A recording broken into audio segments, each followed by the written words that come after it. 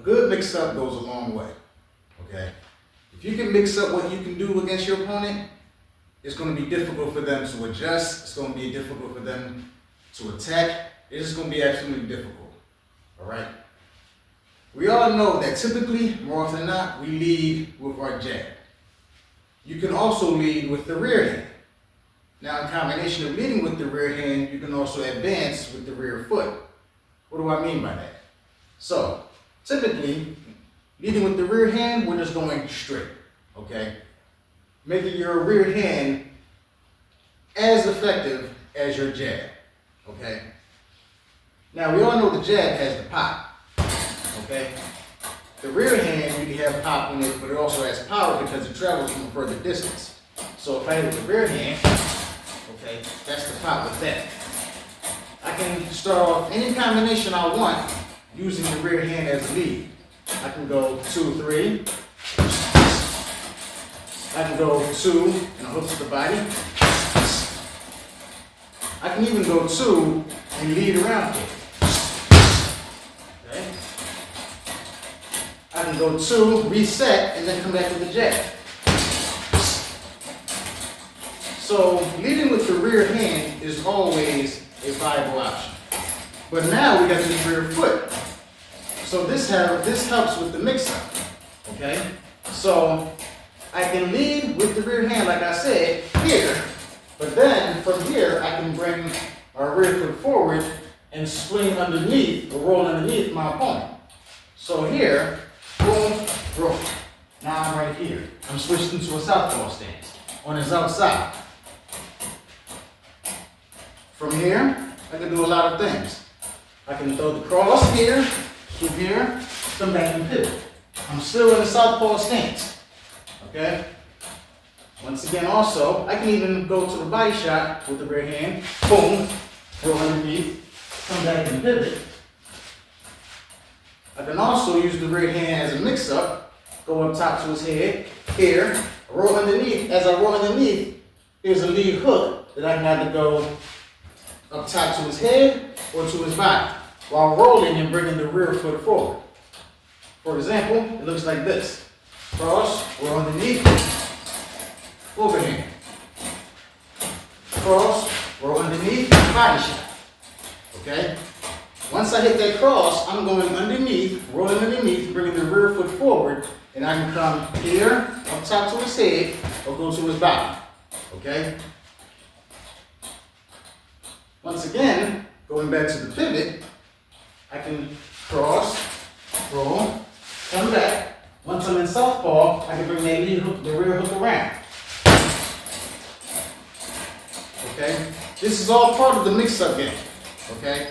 Advancing off of the rear foot after I go into a roll, or as I go into a roll, excuse me. Okay? I can easily also go cross, pull, come back to the full count. Okay? I can cross, pull, count. Okay? Once I hit the cross, I go into a defensive maneuver. Okay? Now, that doesn't necessarily mean I have to do that all the time.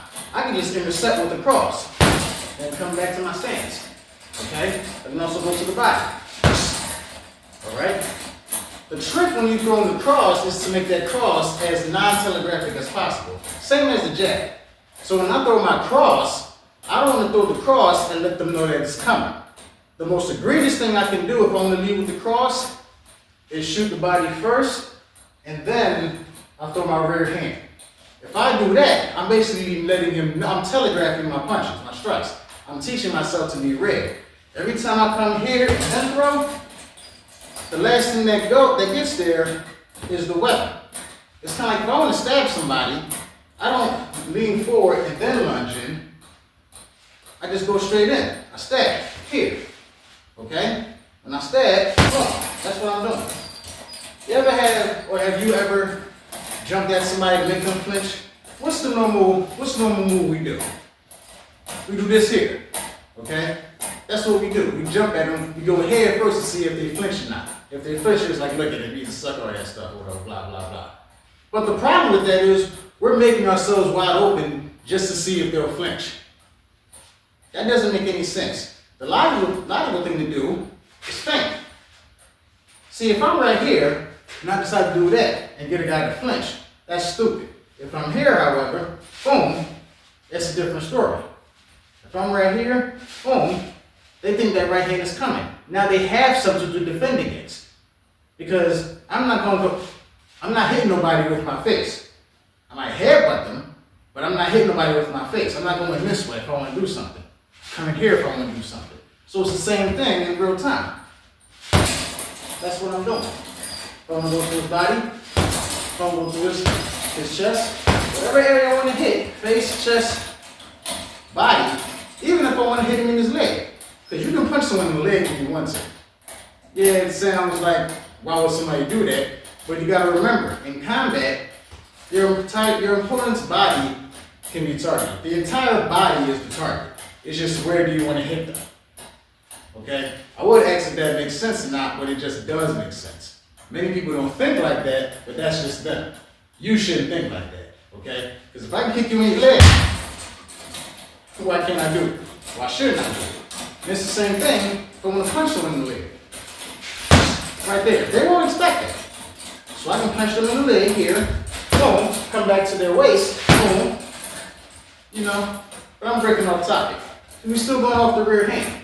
So once again, I can go here, boom, pivot, come back, use this hand to post, remove the post here, and then come back.